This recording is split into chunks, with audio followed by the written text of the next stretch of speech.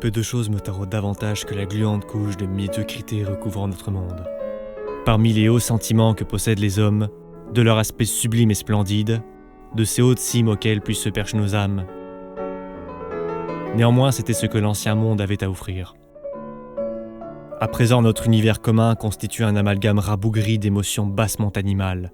La quête quotidienne du plaisir hédonique, sucre rapide et diapétisant pour l'être, nous enveloppant de ce visqueux sirop duquel rien ne peut émerger.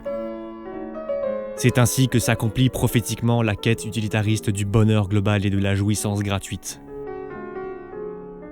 Vraiment ? Tout gain possède son coût et le bonheur universel attire dans son sillon la médiocrité généralisée. Ce ne sont pas les masses qui se sont élevées vers les grandes choses, mais ces dernières qui furent perverties, liquidées pour s'infiltrer vers les foules. Tout est galvaudé, simplifié et réduit. Ne dit-on pas d'un savant s'adressant aux masses qu'il vulgarise ? Précisément. Vider la carcasse de la connaissance de sa chair coriace et âpre, mais avec elle, sa substance nutritive. Ne reste-t-il donc que ses goûts sucrés aux artificielles saveurs de vérité, et l'on passe le tout au broyeur, amalgamant ses subtilités sous le couvert de l'accessibilité, certains ayant même l'audace de présenter cette bouillie informe comme la chose en soi.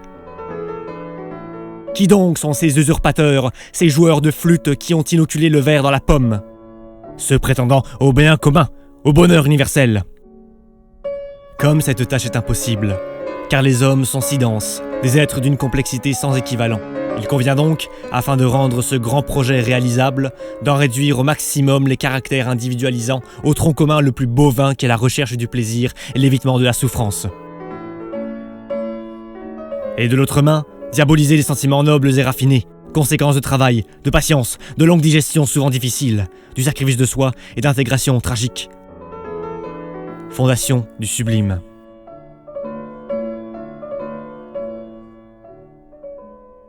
Tout cela au nom de la sainte charité, vertu déboulonnée puis refondue en égalitarisme fonctionnel. Bien sûr, nous sommes tous égaux, tous indifférenciables, tous substituables, puisqu'on a fait de nous des chèvres.